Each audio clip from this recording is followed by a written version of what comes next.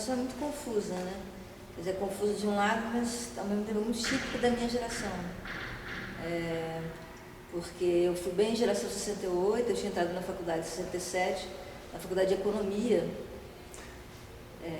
Engraçado hoje. Mas na época a faculdade de Economia representava muito uma certa contestação, porque você tinha de um lado a econometria, né? Você tinha do outro lado a economia marxista e tal. Então, naquele momento de ebulição do movimento estudantil, a economia representava e acabou centralizando muito da oposição ao regime, né? Então, isso, eu entrei na faculdade no meio daquela ebulição toda, entrei na clandestinidade no AI-5, né, em dezembro de 68, e passei 2 anos clandestina e fiquei presa 3 anos e meio. Quer dizer, quando eu saí da cadeia, eu já tinha quase, sei lá, 27 anos. E não sabia muito bem o que fazer da vida, era uma história muito difícil, né? Você voltar era muito difícil. A maior parte dos meus amigos estavam ou no exílio, assassinados, uns poucos ainda na prisão. Meu marido, na época, estava preso ainda. E era uma situação muito difícil de fazer, né? Cheguei a pensar em voltar, eu tinha sido uma excelente aluna de matemática,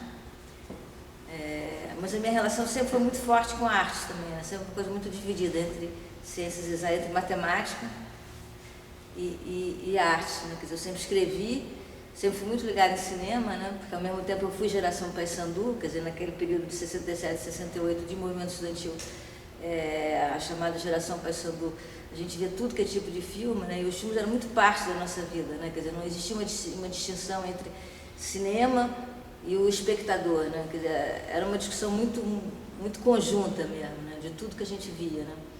Me lembro muito assim da Alain Resnais, da Guerra Infinie, quer dizer, eram discussões que eram parte do nosso cotidiano. A gente saía do cinema, ia para o barzinho do lado e continuava assim infinitamente aquelas discussões que eram parte mesmo dessas opções, revolução ou não e tal.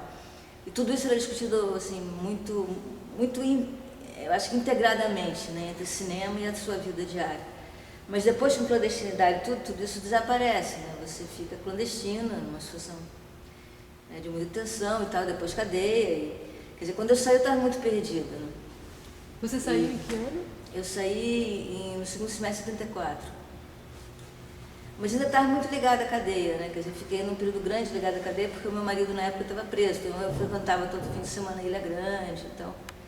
É um período que eu acho que deu mais ou menos 10 anos aí, que eu digo meio perto da clandestinidade, no sentido de estar muito vinculada ao mundo clandestino mesmo, entendeu? Bom, eu saí, quer dizer, e aí eu fiquei um pouco assim, eu sempre escrevi, algum professor meu antigo tentou, eu pensei em voltar para matemática, mas aí a minha vida já tinha virado outra coisa, então não tinha mais condições de partir para uma ciência exata, não tinha. E tinha uma ansiedade por outras coisas, comecei a trabalhar em jornalismo, e na época também jornalismo de televisão, Globo Repórter e tal, se fazia também com reversível, ainda se fazia com filme, né? E as coisas caminhavam mais ou menos próximas. Uns 2 anos depois, quer dizer, eu fiquei muito em contato com o pessoal que fazia cinema mesmo, curta-metragem e tal. E em 78, eu começo a namorar o Paulinho, que foi o pai da minha filha, e que fazia cinema. Tinha chegado de fora, quer dizer, a minha geração toda mais ou menos tinha chegado do exílio e tal, mas tinha feito assistência da... Quem é o Paulinho? Paula Dário, que fez o meu primeiro filme, eu fiz o meu primeiro filme com ele, por isso que eu estou falando, chegando lá. E que tinha feito assistência da Ana Carolina, na Mar de Rosa e tal, tinha feito ECA em São Paulo, e tinha um pessoal que fazia cinema, né? Quer dizer, no final de 78 aconteceu na Nicarágua aquela tomada do Congresso pelos sandinistas, né? E eu já tinha trabalhado um pouco no curta deles, fazia... Quer dizer, essa coisa assim, era meio próxima também, né? Tudo era meio próximo. E aí eu tive a brilhante ideia de ir para a Nicarágua. Falei, vamos para a Nicarágua fazer um filme sobre o que está acontecendo lá. Quer dizer, na verdade o cinema entra na minha vida muito menos pelo cinema, eu acho que nesse momento, do que por uma necessidade de buscar um pouco a minha própria história, ou a história da minha geração na América Latina, entendeu? Porque estávamos todos totalmente derrotados nesse momento, quer dizer, a gente nem tinha tido anistia, caminhávamos para anistia, isso foi 78, E eu respondi ao processo ainda, eu nem podia sair do país, nem nada. Teve várias grandes aventuras, assim, porque eu tive que comprar um passaporte para sair do país. Eu já estava perto da anistia, você podia comprar passaporte, mas não tranquilamente. Né? E aí fomos para Nicarágua, num esquema assim bem amador, né? Com uma câmera, o Paulo fotografava, compramos um Uber no Panamá, no Panamá se comprava tudo. O Panamá estava na época do Torrijos também, toda a América Central estava muito em ebulição, né? E passamos pela Costa Rica, tinha contato com outros exilados, conseguimos contato com os sandinistas e fomos, né? E tinha muita gente lá, quer dizer, porque muitos correspondentes, muita gente de cinema e tal, fazendo cobrindo, né? A guerra nicaragüense. E ficamos lá um tempo filmando. Foi uma francesa também que estava nos acompanhando nesse primeiro momento. Depois aí passando pelo México na volta e tal. Trocamos material com o pessoal do México, eles trocaram muito material na época, a gente conseguiu ter um material muito legal de arquivo da invasão do Congresso, que os mexicanos tinham. O mexicano até era o Paulo Leduc, a mulher dele, a Rosa, que hoje é produtora, que fazia isso e tal. Esse foi o primeiro contato assim, muito com o cinema latino-americano, não com o cinema latino-americano, que obviamente eu conhecia, mas com as pessoas que faziam esse cinema, né? Quer dizer, tanto no Panamá, tanto no México e tal. Voltamos, quer dizer, logo depois eu fiquei grávida, o Paulo foi uma segunda vez, quer dizer, quando os sandinistas entram em Manágua a gente volta, mas eu já não voltei porque eu estava grávida. E o Paulo volta com o equipamento bem melhor até nesse momento. A gente conseguiu alguns apoios aqui. E aí, quando o Paulo volta, que a gente começa a trabalhar sobre o documentário, editar e tal, não sei o que, né? Eu tive a ideia, foi engraçado, que desde esse primeiro momento eu tive a mesma ideia que acabou se concretizando no Que Bom Te Ver, de fazer uma mistura de ficção e documentário. A gente entrou com o projeto Lembrar Filme, e era um projeto de uma jornalista e tal, que ao visitar a situação na Nicarágua, relembra momentos da guerrilha no Brasil. Eu escrevi esse roteiro, a gente deu entrada, Lembrar Filme, ganhamos um apoio. No ano seguinte, inclusive, 80, eu acho, o Somoza morre, a gente ainda foi para o Paraguai filmar a morte do Somoza. E aí, nesse ínterim, quer dizer, quando a gente começou a editar, já estava com o apoio Lembra Filme, o negócio crescendo lá, a gente achava que ia fazer esse longa-metragem, acontece o Pra Frente Brasil. Quer dizer, quando acontece Pra Frente Brasil, cai Celso Amorim, que era o presidente da Lembra Filme, e todos os projetos com cargos políticos são simplesmente expulsos, né? Pega advogado, vai para lá, não sei o que, começa aquela história que se repete algumas vezes na minha vida, mas isso retira tudo, Lembra Filme, e o filme fica parado, né? O filme fica parado, aquela coisa não vai dar para fazer e tal, né? E aí, algum tempo depois, assim, uma decisão assim também muito de um processo interno meu, eu falei, chega de revoluções inacabadas e tal, eu vou terminar esse filme de qualquer maneira, mesmo que não seja como era a proposta original. Né? Hoje em dia, até fazendo balanço, eu acho que foi melhor, né? Porque eu acho que eu não tinha condições de fazer o filme que eu queria fazer. Mas tudo bem, de qualquer maneira foi o que aconteceu. Né?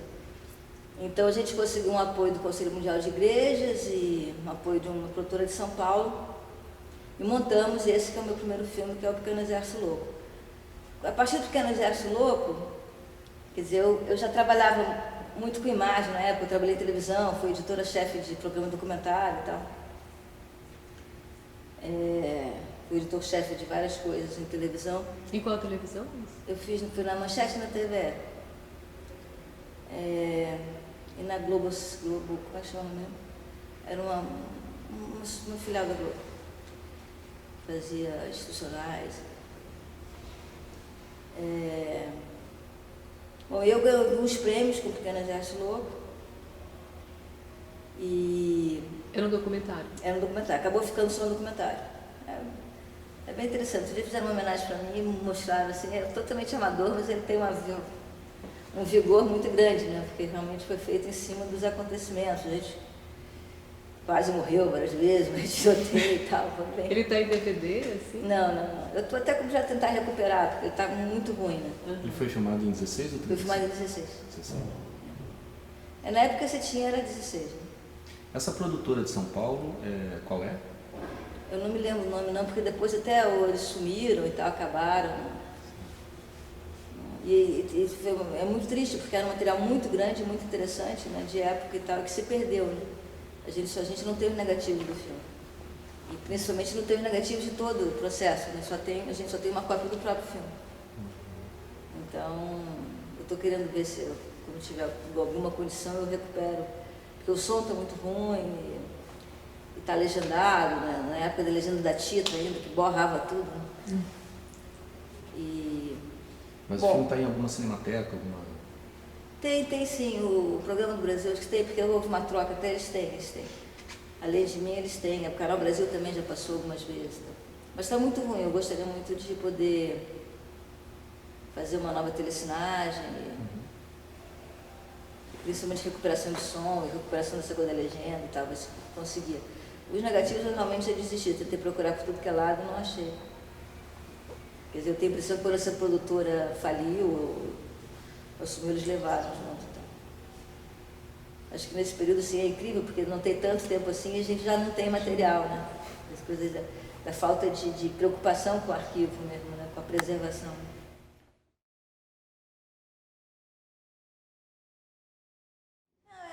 Quer dizer, era o Paulo mesmo que fazia, a Dilma, Lois que estava fazendo, o pessoal do Rio lá que fazia um pouco. Eram as pessoas que depois, quer dizer, quem acabou desse grupo todo que acabou ficando mesmo no cinema foi só eu. Né? Todo mundo foi saindo pelo caminho.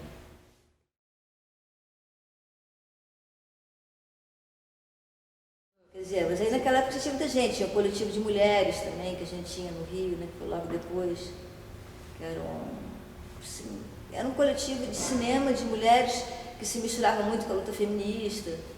Quem participava desse coletivo? Muita gente. E eles apoiavam a produção de filmes? Dirigidos por mulheres? Não, era basicamente discussão e...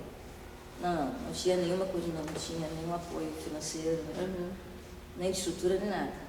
Era basicamente ideológico. Mas todo mundo... A Vera Figueiredo, que a gente estava falando, sei lá... Porque eram poucas, na verdade, mulheres, né?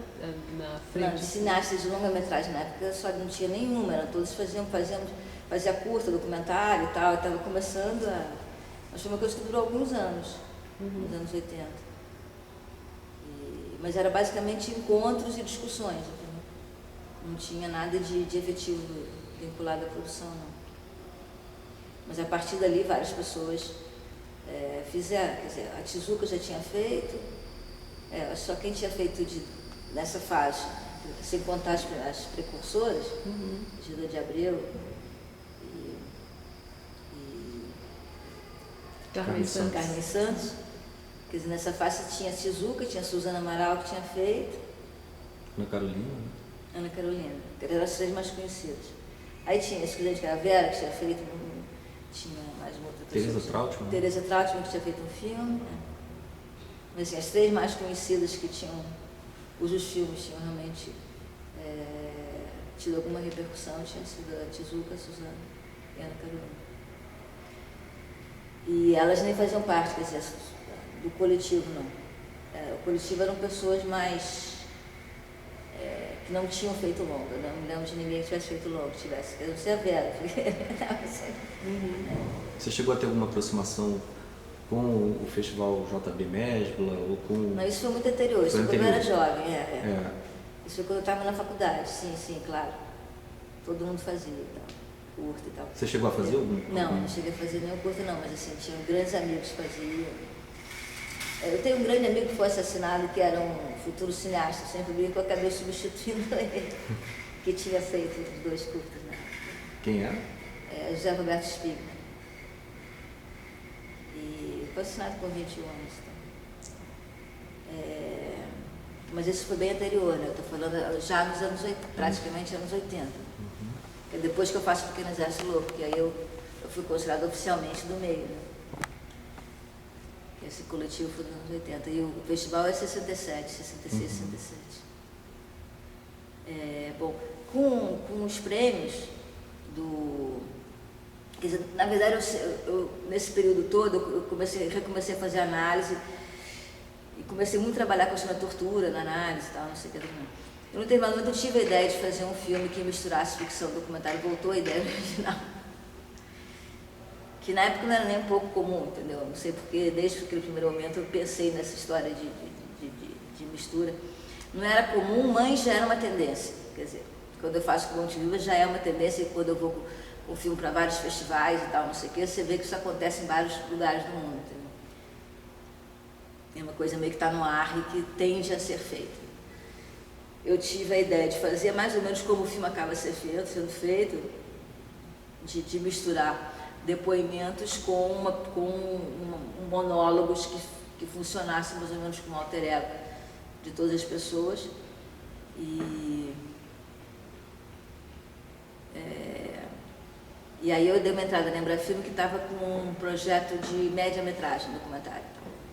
E ganhei para fazer uma média-metragem documentário, sendo que no projeto que eu apresentei não tinha parte do monólogo, só tinha a parte documental. E aí mas usando os prêmios que eu tinha ganho no Pequeno Exército Louco, mais alguns apoios e tal, não sei o que, eu falei, não, dá para fazer um longo e tal. E aí a gente partiu para fazer o Que Bom Te Ver Vivo, que foi um filme feito, primeiro a gente fez a parte documental, a parte das entrevistas, mas eu já tinha escrito toda a parte da Irene antes. O único texto que eu escrevi depois que eu fiz a parte documental foi o último texto, o texto final. E eu não queria que elas vissem, eu não queria que interferisse, né? Obviamente que eu tinha muito medo que de repente nenhuma concordasse, mas isso acabou não acontecendo, foi tudo ótimo e tal, não sei o quê, mas eu não queria que naquele momento a ficção interferisse nos depoimentos, por isso que eu não mostrei para elas antes.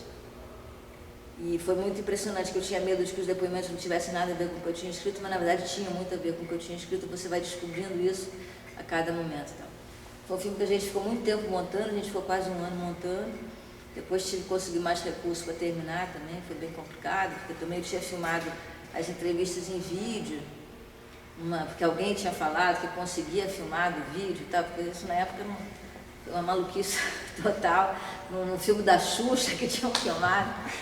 Aí fomos, porque a gente não tinha controle ainda da velocidade na câmera, né?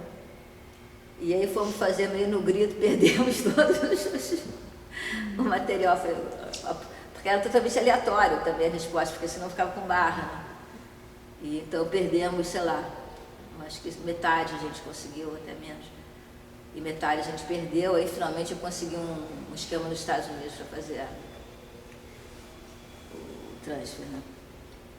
E, quer dizer, é engraçado porque ao mesmo tempo que eu não tinha muita formação técnica, talvez por experiência de televisão ou por falta de conhecimento geral, de repente ser muito ousada, né?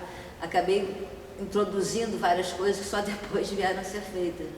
De uma forma meio atabalhoada, mas que também permitiu que o filme fosse feito. Eu não tinha dinheiro para filmar em 35.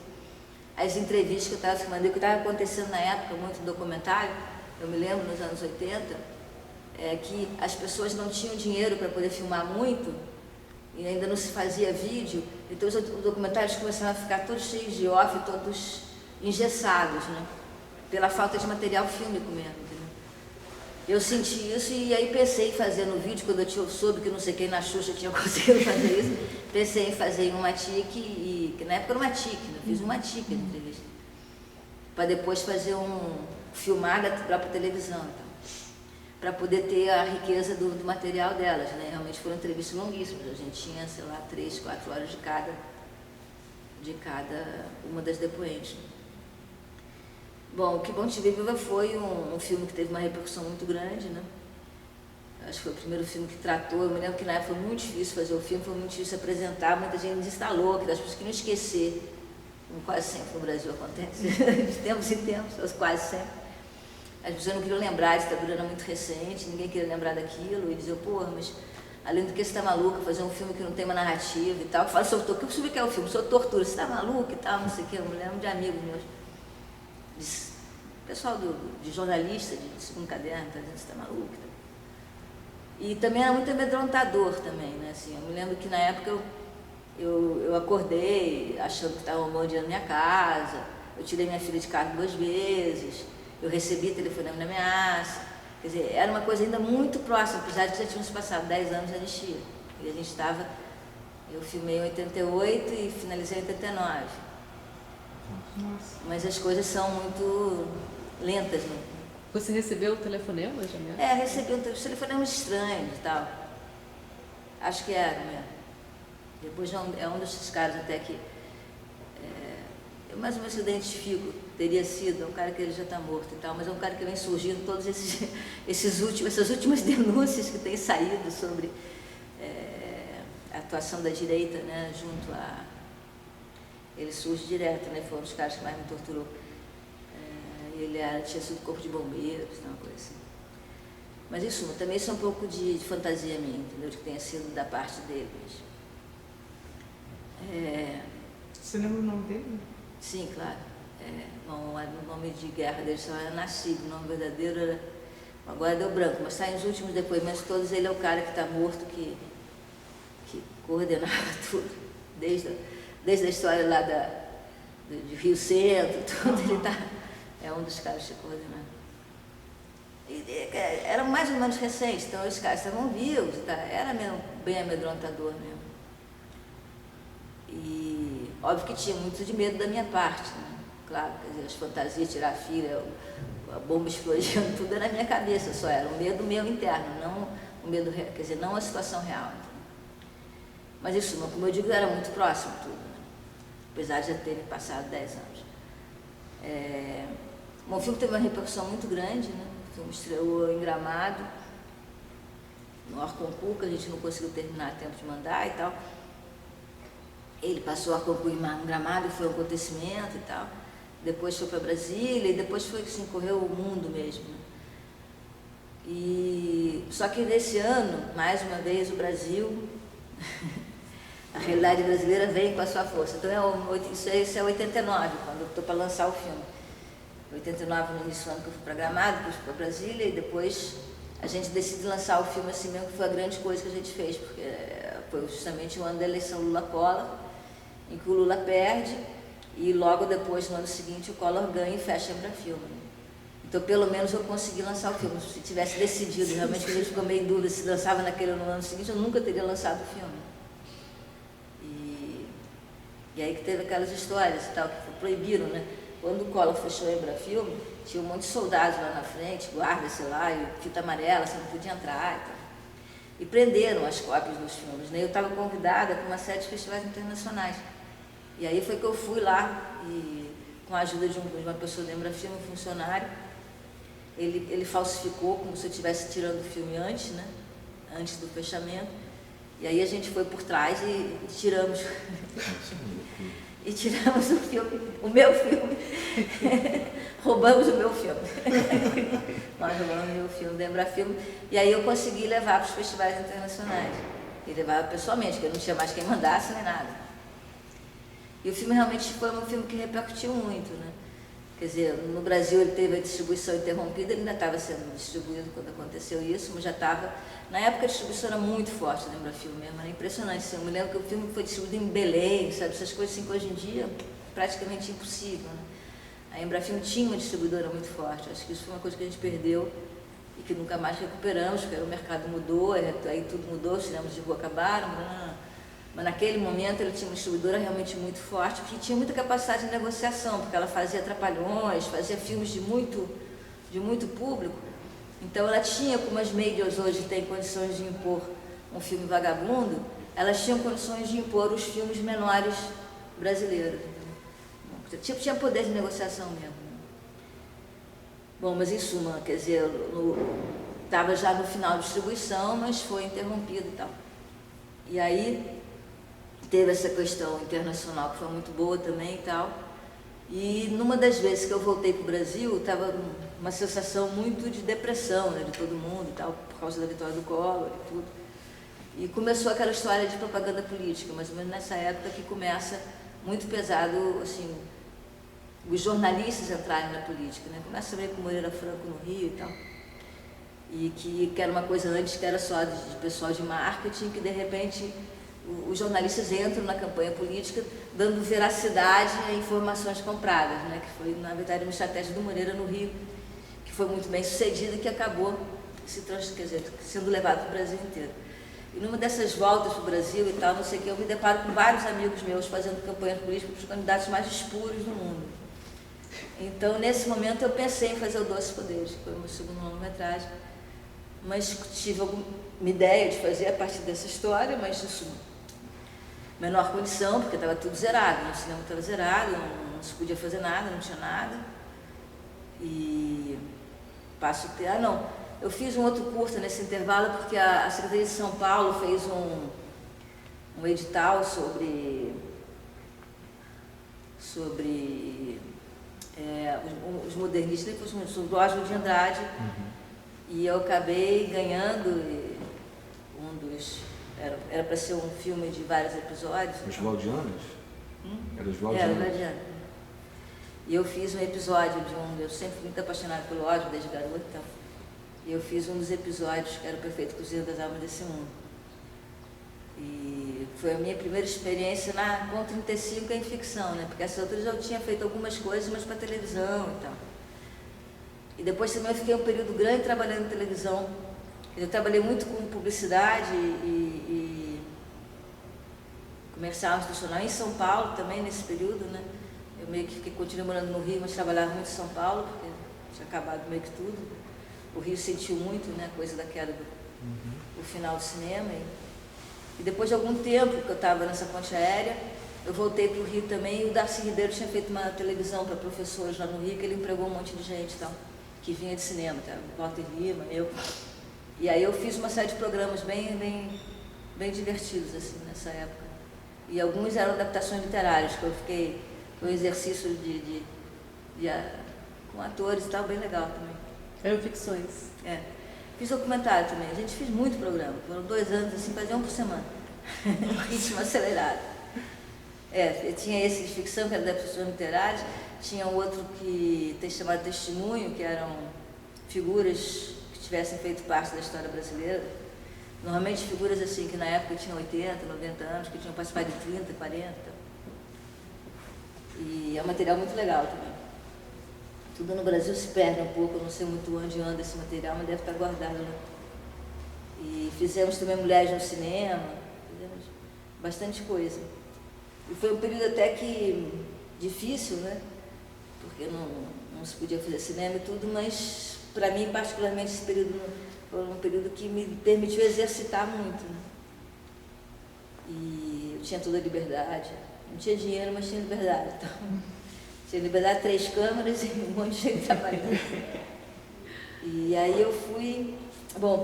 aí começou a voltar um pouco alguma legislação de incentivo, saiu a Lei Sarney, saiu os editais e tal, não sei o que, e eu consegui um apoio via uma legislação do ISS no Rio para fazer o Doces Poderes. E aí a gente veio para Brasília, eu fiquei um tempão e tal, não sei o que, acabei de fechar o roteiro, e foi um filme extremamente barato, apesar de ter um super elenco conhecido, mas na época também esse super elenco conhecido e a forma como estava montado o filme, que era um filme muito quase que de episódios, assim, de sessões, você conseguia que os atores não trabalhassem muito tempo. Então praticamente todo mundo trabalhou por um cachê simbólico, porque não tinha dinheiro mesmo. E todo mundo estava com muita raiva do Collor, fazia qualquer negócio para fazer um trabalho daquele tipo. E a gente fez em 95, foi isso? Foi. Quer dizer, aí tem um gap grande, né? Porque eu fui meio bom em 88, lancei em 89, aí teve o Collor em 90. Quer dizer, eu fiz em 91, 92 mais ou menos o curso lá das Valdianas, trabalhei na televisão lá uns 2 anos, quer dizer, nessa do Darcy, sem contar a parte de São Paulo e tal. E aí o Doces Poderes a gente filma em 95. Em 95 eu também tinha conseguido, pela produtora minha, eu consegui algum dinheiro e tal, fazendo umas coisas de publicidade, e aí a gente investiu isso tudo no ISS, mas esse dinheiro que eu consegui da produtora, e conseguimos filmar em Brasília a primeira parte, e depois a gente entrou para a finalização no BNDES, estava começando a lei do audiovisual. Era muito confuso, uma confusão de burocracia absurda, mas a gente ainda conseguiu esse apoio. Eu consegui fazer uma apresentação do que a gente já tinha filmado em Brasília, e aí a gente fez essa segunda parte, tipo 6 meses depois, não, menos, em fevereiro, março. Brasília entrou com alguma coisa? Com algum Não, curso? nada. Não. Eles até tinham algumas coisas, mas não se Tinha dispuseram. uma ideia de polo até, né? Já tinha um polo de cinema que estava começando, né? Porque aí já começa a reestruturação, que começa a partir de 93, 94, né? Eu acho que você tem a Lei Sarney, que é mais ou menos dessa época, você tem essa lei do ISS do Rio, foi que me deu esse primeiro dinheiro, e a lei do audiovisual, que sai também mais ou menos nessa época. Tanto é que eu já peguei pela lei do audiovisual a finalização. Mas foi um filme que custou, sei lá, muito pouco mesmo. O ISS era uma lei de incentivo também, né? Quer dizer, para a cultura em geral. Investia-se e abatia-se do imposto. Existe até hoje. Né? Uhum. Existe até hoje.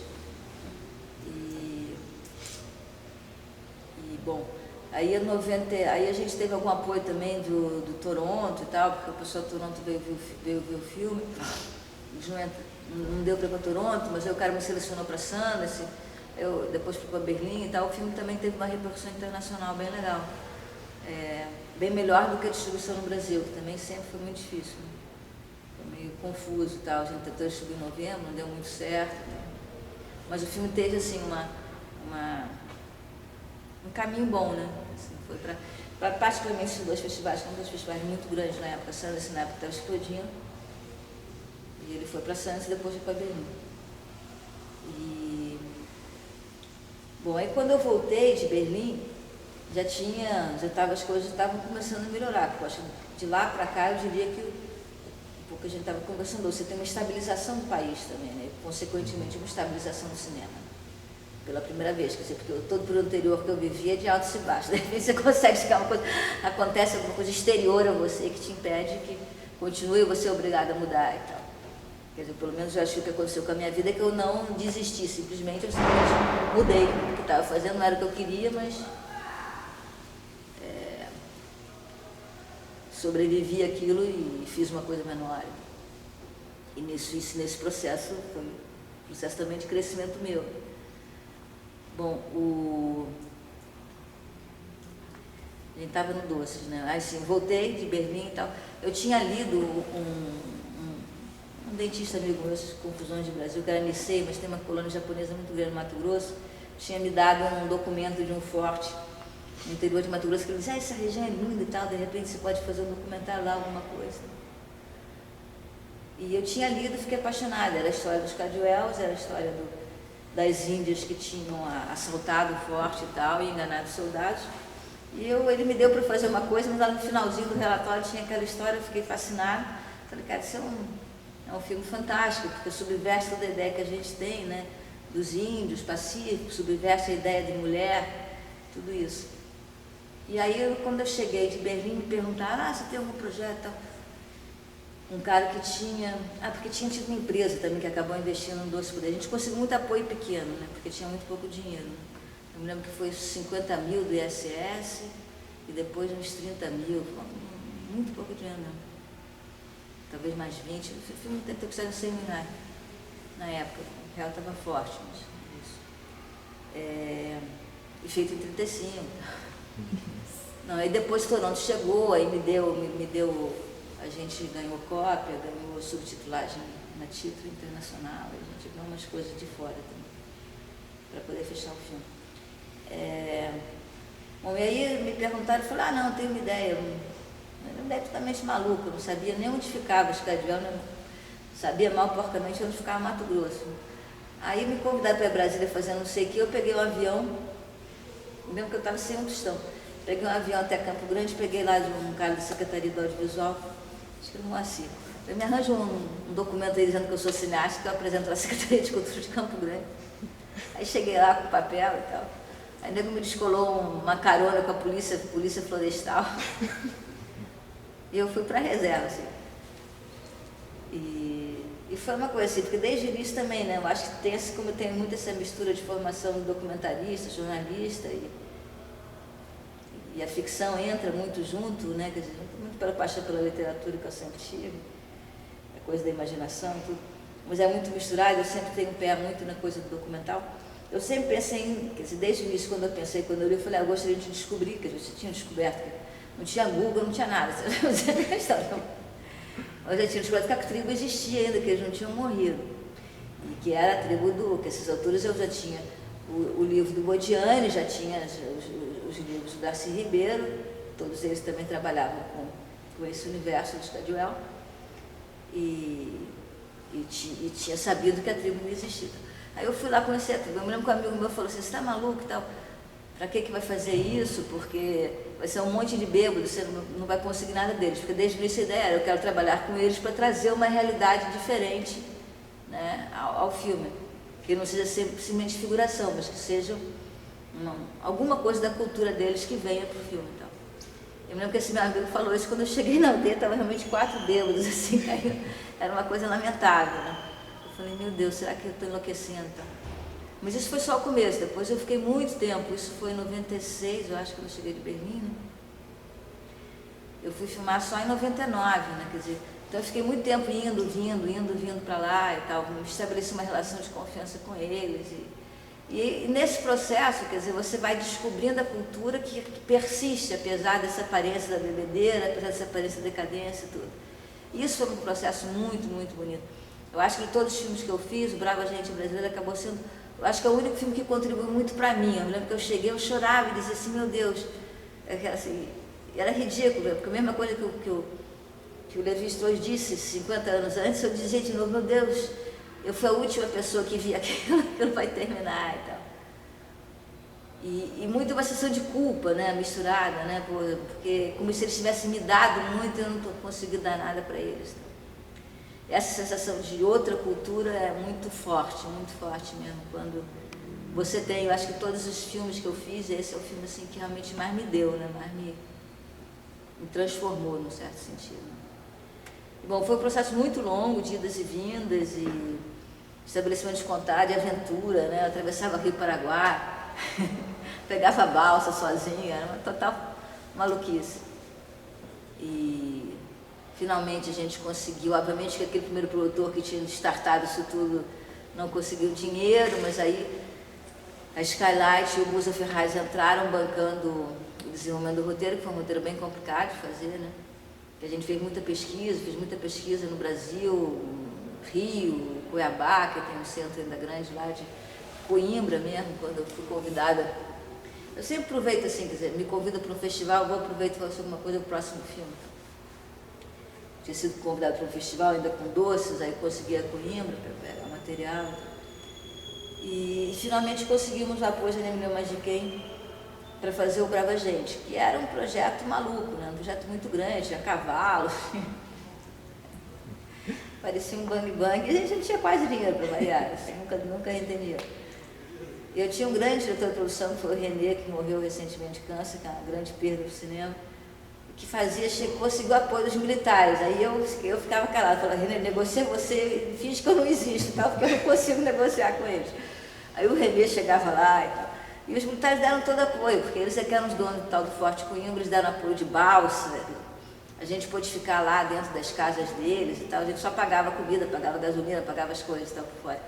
E a gente conseguiu também, com um orçamento muito baixo, fazer um filme que era bem complicado, né? A gente ficou lá muito tempo e o Renê conseguiu cavalos, conseguiu aquelas coisas todas e tal. E aí foi isso, acho que foi um filme assim que na época não teve a repercussão, eu acho que eu gostaria e tal. Foi um filme que foi muito mal lançado e era um filme muito diferente também, né? Porque é um filme que mistura essa coisa da fantasia do bang bang com um lado meio antropológico, né? Então as pessoas ficavam meio perdidas, né? Mas que hoje em dia é um dos meus filmes assim que é mais pedido, assim, que é mais vendido, que pedem muito. Agora mesmo a Ibermédia pediu e foi vendido para a América Latina toda, então. E eu tenho até um projeto de retomar, não como ficção, mas como documentário 10 anos depois, que eu tenho muito material realmente que a gente fez na época de making off, de tudo, do filme, né? Mais próprio material do filme. Bom, aí, o que é isso? Brava Gente Brasileira. Eu tinha um projeto Quase Dois Irmãos, né? Depois foi quase, né? Saindo do Brava Gente foi um período meio difícil, teve essa crise da Rio Filme, e o filme mudou e tal, porque o filme dava muito apoio, quer dizer, teve um período áureo da Rio Filme que fez Central do Brasil, fez todos os meus filmes, foi um período muito bom da Rio Filme. Outro dia ele estava comentando até. O cinema estava barato também, O cinema nessa época é incomparavelmente mais barato que é hoje, né? O cinema brasileiro, né? Esse salto que deu agora torna o cinema também muito proibitivo, né? Ao mesmo tempo que você tem a coisa digital que surgiu, que não tinha na época. Fica meio equilibrada essa história. Bom, eu não me lembro quando surgiu a ideia do quase. A ideia do quase não deve ter sido mais, não sei se foi antes de eu terminar o Bravo, depois, tal. Mas a ideia do quase vem de uma parente minha, filha de amigos, uma pessoa muito próxima minha, que subiu, que estava com aquela história de subir em morro e tal para viver baile funk, acabava trazendo com traficante. Era um grupo de garotos. E quando eu tive contato com essa história, uma coisa muito próxima, tá? Eu me lembrei da história que eu nunca tinha esquecido, a história do muro da Ilha Grande, né? Que sempre para mim foi muito paradigmático de uma época, né? Muito do fim da utopia, muito do fim das nossas utopias e tal. Porque foi a gente que pediu os presos políticos que pediram para erguerem um muro, né? Na ilha. E nessa coisa eu pensei em fazer um filme meio circular sobre a relação entre classe média e favela no Rio.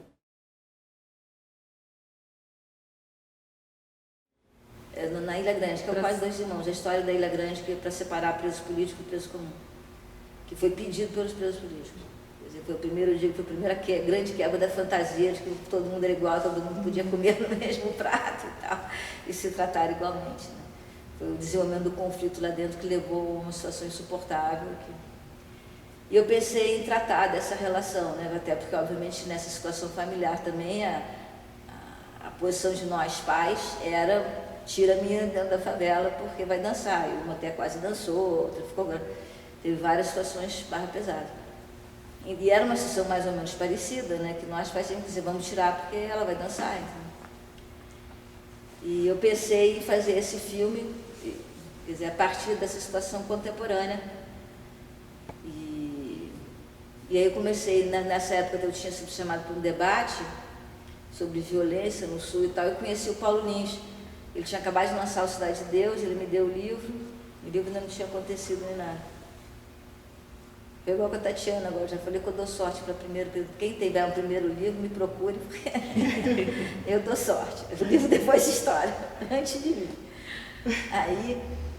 Aí eu gostei muito do livro e eu estava querendo justamente trabalhar um roteiro com alguém que tivesse, quer dizer, pudesse trazer o outro lado com mais veracidade, não com... Normalmente eu trabalho com pessoa de classe média branca e tal, não sei o que, eu trabalho sempre com muita culpa, com o lado pobre, né? E eu queria alguém que trouxesse esse lado com força. Então. E aí eu convidei o Paulo para fazer esse roteiro, foi muito divertido fazer, porque era exatamente isso. Ele ficava brincando, está pensando que o meu personagem é babaca? Não, ele só não é culto, ele é inteligente. E eu assim, está pensando que o meu é um padre e tal? Não, ele é esperto. E a gente ficava brincando sobre o nosso personagem, e por isso eu acho que o roteiro teve um desenvolvimento bem legal, né? Foi muito bom fazer, a gente fez, como também todos os meus roteiros, eu sempre elaboro uma série de entrevistas para fazer, mesmo com pessoas que eu conheço, com situações que eu vivi, eu sempre faço isso. Quer dizer, o lado do preso comum foi desenvolvido pelo Paulo Lins, o personagem? Não, eu já tinha, quando eu convidei ele, eu tinha ganho esse prêmio que eu pago até hoje. Eu já tinha ganho o desenvolvimento de roteiro, estava definido, entendeu? Eu tinha estrutura. Mas o desenvolvimento de diálogo e tal, não sei o quê, foi a gente separava, né? Mas apesar de que o cara que me deu mais informações para aquilo era meu contato, não dele. Porque era da geração mais antiga, né? O Paulo é um pouquinho mais novo e ele pegou o Comando Vermelho um pouquinho depois, né? Então, quem conhecia o Comando original, só tinha um cara que era vivo na época. Lá está vivo até hoje. Bom, então foi um processo assim de divisão mesmo de trabalho quando a gente estava fazendo o roteiro, que foi muito interessante, né? Quer dizer, eu conhecia bem a realidade dos dois lados, mas obviamente eu fazia parte de um lado só, por isso que eu quis chamar, acho que o Paulo vinha com a lógica do outro lado, mais forte, mais verdadeira, né? Para não fazer daqueles personagens também uns pobres coitados, ou ter uma relação de pena também, poder desenvolver o mal do outro lado, era um pouco isso que eu queria que ele trabalhasse. E foi realmente muito, muito bom para nós dois o trabalho desenvolvido. A gente fez o roteiro em ordem cronológica, e aí terminou o trabalho, depois eu passei a partir daí eu fiquei trabalhando, porque eu sempre quis fazer de uma maneira não cronológica, né, de que as épocas se misturassem. Então, depois que a gente terminou de fazer o roteiro, eu fiquei trabalhando sozinha, mas nesse sentido de fazer o quebra-cabeças, com que afinal a gente filmou, né? Filmou a partir desse, uma versão de roteiro já quebra-cabeças em que as épocas se misturavam. Um pouco antes também, talvez uns 2 anos antes, eu tinha começado o Olhar Estrangeiro, que eu fui fazendo meio que simultaneamente com esses filmes. Eu me lembro que foi depois do Brava Gente, porque a primeira vez que eu filmei lá fora foi num festival que eu estava apresentando Brava Gente, que eu apresentei lá fora a partir de 2001, por aí. Que foi uma ideia também que me veio muito em função de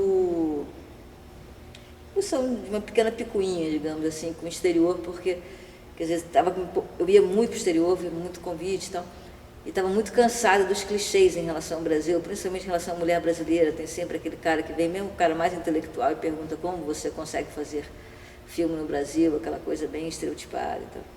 Então eu pensei em fazer um filme sobre colocar a câmera do lado de lá, né? Quer dizer, do lado de cá, né? Colocar a coisa do outro lado, né? E aí era uma ideia muito, muito genérica e tal, não sei o que, tranã, e um amigo meu apresentou o livro do Tonico Amâncio, O Brasil dos Gringos, que ele tinha feito com uma tese. Eu entrei em contato com o Tonico e a partir daí eu trabalhei muito no material, eu tinha todo o material dos filmes e tal, que ele tinha preservado para a tese dele. E aí eu coloquei essa diretriz, né, que a ideia do documentário seria justamente entrevistar pessoas que tivessem feito aqueles filmes. Quer dizer, a ideia era saber por que eles fizeram aquilo, quer dizer, qual o tipo de conhecimento que eles tinham daquela idade, se não tinham conhecimento e tal, não sei o quê. E foi bem cinema guerrilha mesmo, assim. Eu tinha comprado uma câmera, o Dudu, que era o fotógrafo, estava morando em Nova York, eu era convidada para algum festival, a gente conseguia que o Dudu fosse para aquele lugar, e aí a gente contratava uma produtora, uma brasileira qualquer que morasse em Paris, na Suécia, onde, tal, não sei o quê, a gente dava as pessoas que estariam vivas, né, porque aí você fazia pesquisa na IMDb, verificava quem estava vivo e tal, não sei o quê, e ela tentava os contatos e tal. E com isso a gente foi desenvolvendo o documentário, que foi durante bastante tempo, nem me lembro, mas foi 2002 até 2005, talvez. A gente finalizou ele, eu não me lembro mais. Pois é, eu ia perguntar. Eu acho que eu apresentei ele em 2007, foi 2007 que a gente lançou o filme. Né? 2007, isso mesmo. E começamos a fazer em 2002. Então foi feito assim, um pouco, foi feito sem financiamento, a não ser no final, que eu consegui um financiamento para terminar, mas foi feito na medida em que eu tinha convite para o exterior que dava para armar, né, uma equipezinha, que era eu, Dudu e mais uma produtora local, que fazia os contatos anteriormente, né, e a gente no Brasil fazendo as pesquisas e tal. Já filmando em digital, então? Tudo digital. Mas ainda foi um filme que eu fiz transfer para 35, né, foi também um transfer bem artesanal, feito com o pessoal de Santa Teresa, que no final tinha que ficar eu com a Ângela Dalabo remontando todo, porque nunca dava certo. Foi o transfer remontado, entendeu? Eu remontei a porra do filme inteiro, com o negativo, direto. Mas ficou bom. E custou baratíssimo, tinha dinheiro. Mas na época ainda precisava ter 35, né? Nem tinha. Mas a gente misturou, a gente fez muito material gráfico também, né? Quer dizer, durante a edição, o Júlia que editou, ficou muito tempo lá editando, a gente tem Ilha na produtora, e tem After Effects e tal, e é uma pessoa de efeito, porque é um filme também que trabalha muito com isso. Né? Resultou num longa, né? Resultou num longa, né? E chegou a ser, não me lembro, chegou a ser lançado? Chegou a ser lançado em 2007, e também foi muito bem, é um filme que funciona muito bem, as pessoas gostam muito, o brasileiro gosta muito, fica todo mundo rindo e tal. Semana retrasada mesmo teve um debate em São Paulo com ele. Acho que todo mundo fica mais ou menos satisfeito de ver o filme, porque pega todos os estereótipos no cinema, né? Quer dizer, na indústria, em relação ao Brasil, e eu entrevisto as pessoas perguntando por que eles fizeram aquilo, entendeu? Então são as respostas mais surpreendentes. Para mim mesmo foi muito surpreendente várias coisas. Eu estava com alguma ideia e as respostas foram muito diferentes do que eu esperava. O grau de desconhecimento para mim foi mais ou menos assustador. A gente sempre acha que a pessoa conhece mais que conhece. Então foi isso, quer dizer, eu lancei o Quase em 2004, 2005, lançado em 2005, 2004 começou o festival. E o Olhar foi feito meio nesse intervalo. A gente já tinha um projeto do Maré, que foi feito em 2007 e lançado em 2008 também. Era um projeto de um musical. Quer dizer, alguma coisa, eu fiz dança quando jovem, né? Esqueci de dizer isso no início. Eu fui bailarina. E sempre adorei dança e tal. E eu queria muito fazer um musical, ao mesmo tempo não tinha como fazer um musical oba-oba e tal, não sei o quê, que não faz muito parte da minha história de vida a partir da dança. E eu, uma vez passando pela Maré, tive a ideia de fazer um Romeu e Julieta adaptada à situação de divisão que tinha na favela. E aí comecei a trabalhar nesse sentido. Eu já tinha tido um contato com o pessoal do Nós do Morro, que trabalhou no Quase Dois Irmãos, e que tinha sido um contato muito legal. E aí a gente realmente trabalhou praticamente com não atores, né? O filme inteiro, né? Quer dizer, mas eram bailarinos, né? Era diferente até, porque a meninada que trabalhou no Quase Dois Irmãos, eles tinham um pé, quer dizer, não do pessoal do Nós do Morro, mas de outras áreas que vinham, eles tinham um pé muito mais próximo do tráfico do que os bailarinos, porque os bailarinos normalmente eles tinham muito, com todo mundo de favela dessa época que viveu isso muito intensamente, tinha irmão, mas eles particularmente não, porque pelo tipo de exercício físico que eles tinham e tal, eles não tinham relação com drogas, então era uma outra experiência, assim, eram outros meninos. Mas foi uma experiência muito interessante, assim, exaustiva, porque todos tinham hormônios lá em cima, 60 meninos com hormônios lá em cima.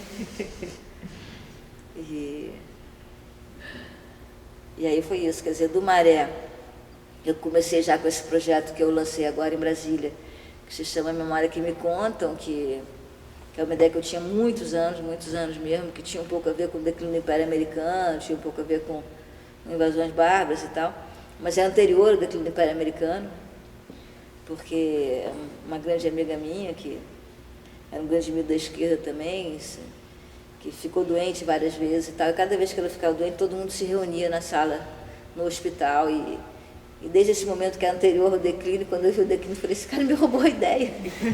Eu tinha a ideia de fazer um filme que fosse muito blá, blá, blá, blá, blá, blá, sobre todo aquele bando de gente ali falando, e sem que esse personagem aparecesse, né? Essa minha grande amiga morreu em 2007. Estou meio confusa agora de datas. Foi 2007, dezembro de 2007. Em 2008 a gente fez o roteiro, eu chamei a Tatiana para trabalhar comigo, mais um grupo de jovens, mas quem acabou fazendo mesmo mais comigo foi a Tatiana, eu também tive uma ideia de chamar uma jovem, porque a ideia do filme era trabalhar com os filhos também, né, com as duas gerações, então eu queria que alguém também falasse mais desse outro lado, né? A Tatiana? Salem Levi, que é a escritora, e que é filha de exilados. E a gente começou a gente desenvolveu o roteiro em 2008, e aí, quer dizer, mais ou menos, normalmente, não sei se vocês repararam, mas você tem mais ou menos um prazo de 4 anos entre um filme de ficção e outro, que é o tempo de levantar dinheiro, que é sempre um drama. E no meio disso, em 2009, morre meu irmão, e eu fiquei muito mal e tal, e aí resolvi entrevistar meu outro irmão, e aí surge uma longa viagem, que começou como um registro pessoal, e depois, a partir do momento que eu estou fazendo as entrevistas e que eu vi o material das cartas que ele tinha escrito que eram muito interessantes, eu falei, não, isso eu acho que dá um filme e tal. Eu escrevi o roteiro, entrei no edital, foi tudo muito rápido. Entrei naquele edital do MIC que teve, que era um edital para o qual eu não valia nada, porque não tinha currículo, né? Era anônimo. Eu me lembro que a Júlia chegou para mim e falou assim, mamãe, põe o projeto dos índios. Eu falei, não, o projeto dos índios vão ter 150 mil, vou pôr o do Heitor mesmo, que ame ou deixe, ele é tão maluco o projeto que... E acabou entrando, né? Eles escolheram 5, né? Eram 800, sei lá. Eu sabia que ia ser muito, né? Porque não exigia muita coisa, você não tinha que estar em lugar nenhum, não tinha que ser ninguém, e tinha que escrever 10, 15 páginas, então o Brasil inteiro mandou. Mas acabou sendo selecionado e na verdade, os últimos 3 anos foram bem confusos do ponto de vista de produção, né? Porque eu estava com o projeto de Memória que Me Contam, que acabou saindo, quem deu o start foi Paulínia, né? O Paulo de Sião de Paulino foi o primeiro que apostou, tinha um pouquinho da Oi também, e no outro ano entrou o Fundo Setorial. E no meio disso, nesse primeiro ano, entrou o Longa Viagem, E a gente estava finalmente fazendo o projeto da Júlia, que também já vinha de muitos anos, que a gente estava tentando levantar dinheiro e não conseguia, né? E, num certo sentido, os 3 projetos, do ponto de vista da produtora, facilitou um pouco o andamento deles, porque tudo leva anos e tudo se atrasado. Então, deu um pouco, como eu estava com 3 projetos, deu para tirar um dinheiro daqui, colocar aqui, tirar. Aí o outro atrasava aqui, jogava ali, e ficar jogando um pouco, o que permitiu que a gente levasse até o final os 3 projetos, né? Quer dizer, então, o Longa Viagem saiu ano passado, o filme da Júlia saiu ano passado, e A Memória que Me Conta eu filmei ano passado e a gente terminou esse ano agora. Que é, na verdade, o projeto anterior, então. É. Ele vem primeiro e termina. Assim, mas normalmente porque é ficção, né? É mais caro, muito mais difícil conseguir, muito difícil de fazer, montar e tudo. Né? Mas eu filmei depois do Longa Viagem. Quer dizer, ele é um projeto como ideia anterior, entendeu? Sim. E como roteiro, e mesmo entrada na Ancine, tudo isso. O Longa Viagem nunca entrou na Ancine. Entendeu? Foi um processo muito mais rápido, porque aconteceu de eu ganhar o edital, que era pegar o dinheiro e pronto. Quer dizer, pegar o dinheiro pronto mais ou menos, porque saiu Lula, entrou Dilma, todo o dinheiro não entrou, mas aí foi que eu peguei um pouquinho do dinheiro do Memória, que já tinha saído, e coloquei nele para poder finalizar ele, senão... Entendeu? Se eu não tivesse feito isso, eu estava até ano que vem para sair o outro, aí ficava o outro. Não amadurecido não, tem várias ideias, tá? Mas não tem amadurecido nada.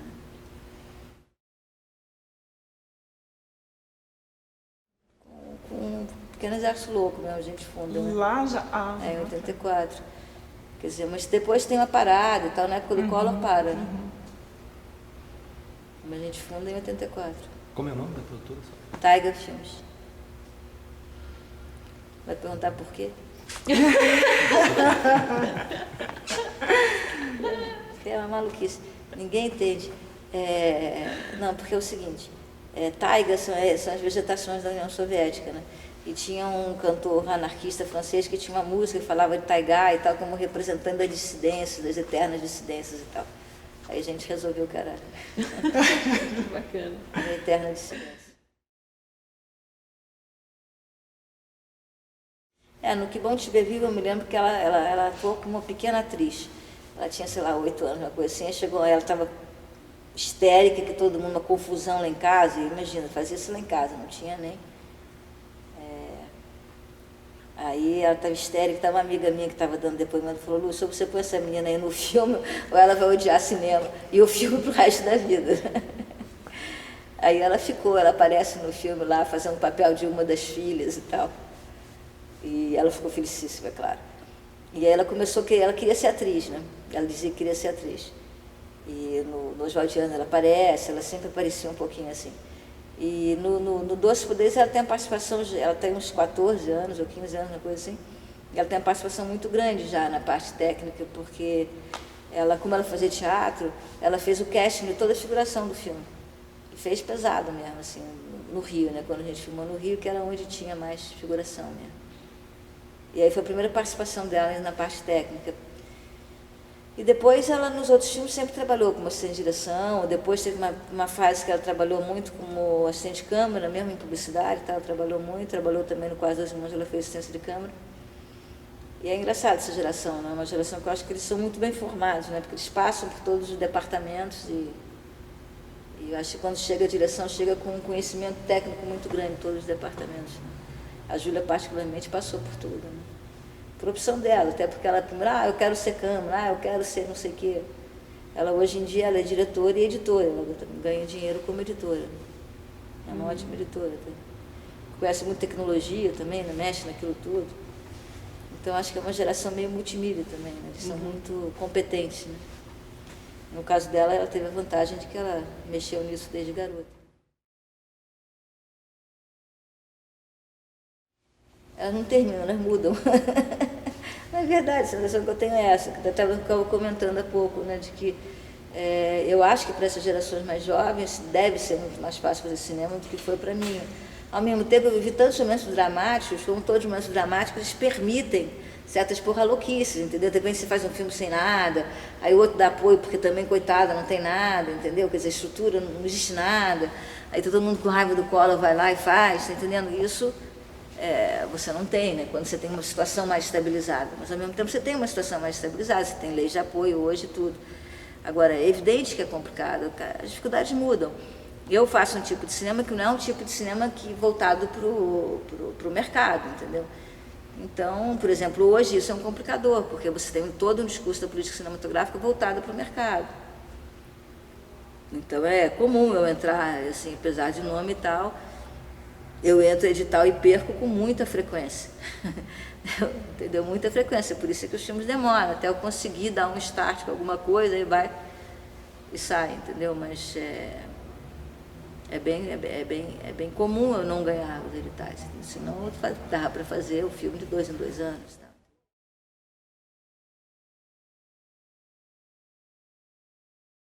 Acho que é uma questão de formação, né? Da vida que eu vivi, da geração que eu faço parte, né?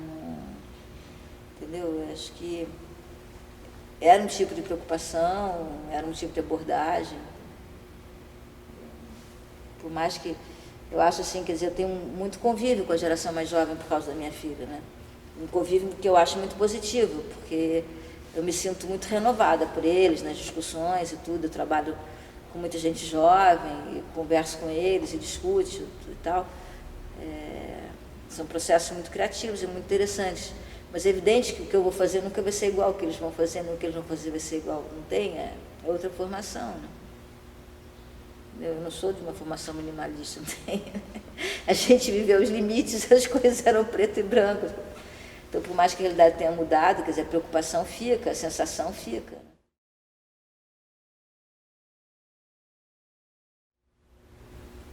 Eu não sei. Agora em Brasília foi um pouco, rolou um pouco essa discussão, assim, né, deles. Mas aí eu não quero levar muito em consideração, não, porque eu acho que o festival sempre tem um pouco de briga de jogo de futebol, né? De torcida, e não é muito verdadeiro, né? É um momento de euforia e tal. Mas acho que é uma certa resistência em tocar em certos temas e achar que é passado e tal. E acho que tem uma abordagem diferente, ainda bem que tem. Acho que se eles fossem iguais à minha geração, provavelmente era uma merda, né? Não tem por que eles serem igual à minha geração. E eu acho que eles têm uma preocupação muito do indivíduo mesmo, né, na sociedade. Agora é engraçado, porque ao mesmo tempo, por exemplo, essa geração mais jovem do que essa que está fazendo cinema, de 20 e poucos anos, é quem está nas ruas levantando a bandeira aí de esculacho, levando, né, denunciando torturador e tal. Eu outro dia estava conversando com uma amiga minha também que esteve presa, falando, poxa, eu nunca pensei que essa bandeira, essa particularmente, fosse ser levantada por uma geração mais jovem, entendeu? A gente fica muito emocionado com isso, né? Porque é uma recuperação da história do Brasil, entendeu? E essa é a meninada de 20 e poucos anos está fazendo isso. Não é nem esse pessoal que está fazendo isso. Então isso, de alguma maneira, provavelmente vai se refletir em algum momento, né? Em alguma produção artística, com certeza, né?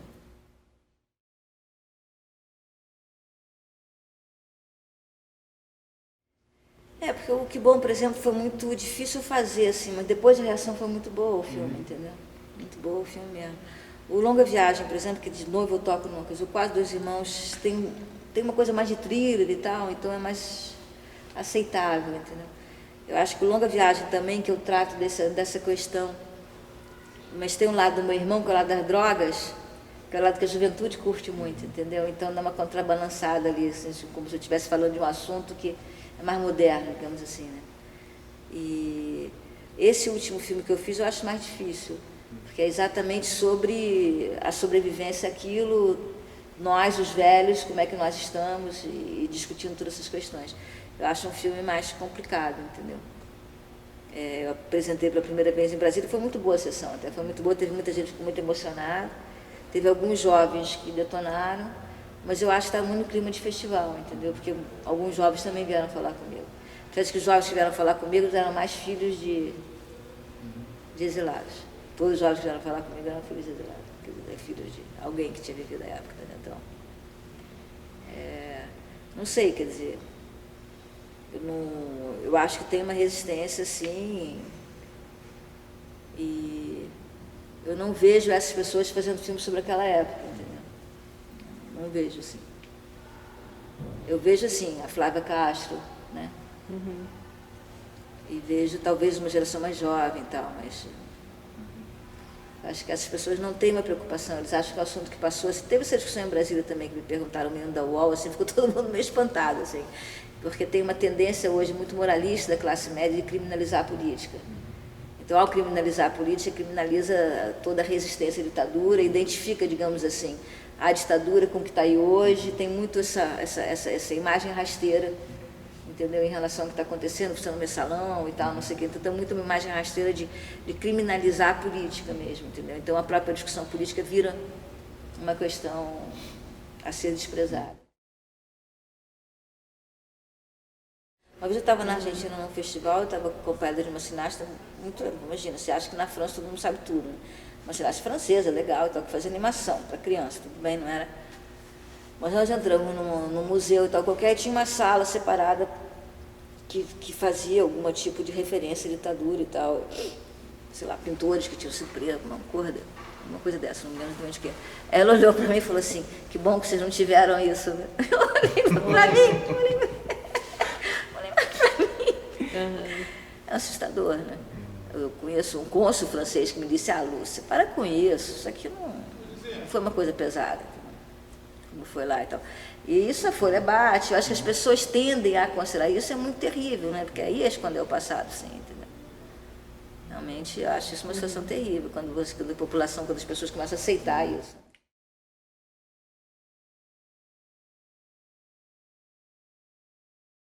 É porra louquíssima.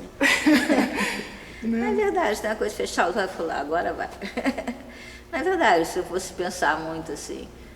Eu senti um pouco isso em Brasília agora, né? Com essa coisa da garotada e com esse clima de competição também, que quer dizer que até, né, eu já estou um pouco velha para isso, né? E acho que tem uma coisa assim, quer dizer, ao mesmo tempo outras pessoas falarem muito isso que você acaba de falar, o Murilo Grossi fez uma grande exposição sobre isso e tal.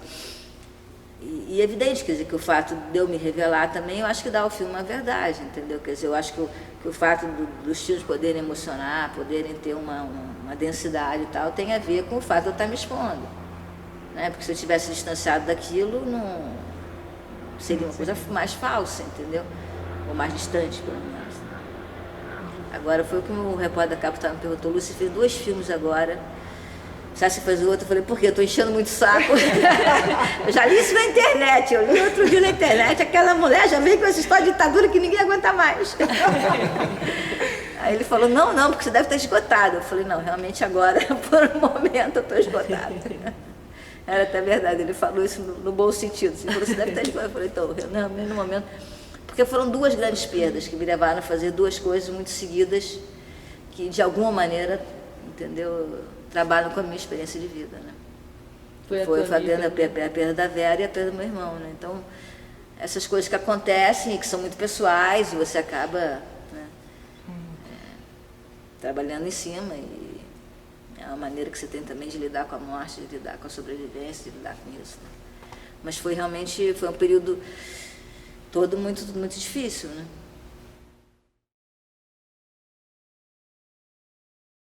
Teve corrente na geração anterior à minha, que foi a geração do cinema novo, né? E começou a ter uma segunda corrente, que foi a geração dos Ganzella e tal, que até a gente achava o máximo, assim. Eu me lembro que eu era bem jovem, assim, e clandestina, e fui ver o Bandido da Luz Vermelha com um revólver embaixo do braço, eu e o Zé, e assim, porra e tal, absolutamente contrariando todas as normas de segurança da organização, mas a gente tinha que ver aquele filme, imagina. E era o filme que era contestando o cinema novo, ou seja, uma tendência natural das coisas, né? Só que a minha geração foi muito destruída, né? Muito destruída. O que restou dela ficou uma coisa muito individualizada, entendeu? Eu não sinto isso. O que eu acho muito legal que está acontecendo no Brasil hoje, que eles falam do novíssimo cinema brasileiro, é porque realmente eles vêm com muita força e estão vindo com muita força de uma maneira mais global. Eles têm críticos, né? Eles têm pessoas na área acadêmica, eles têm pessoas na distribuição, eles têm pessoas produzindo filme. E eles estão vindo, por mais que os filmes sejam muito diferentes entre si, quer dizer, tem um discurso estético, né? A aposta na estética é muito forte, né? Mais do que no conteúdo, diferentemente do cinema novo, mas eles vêm como um grupo, né? Eles vêm para derrubar quem está na frente, né? Mas você acha isso positivo? Assim? Acho muito bom. Acho muito bom ter um grupo, eu acho que vai fortalecer muito o cinema, entendeu? Acho bom para o cinema brasileiro isso. Acho bom ter um grupo.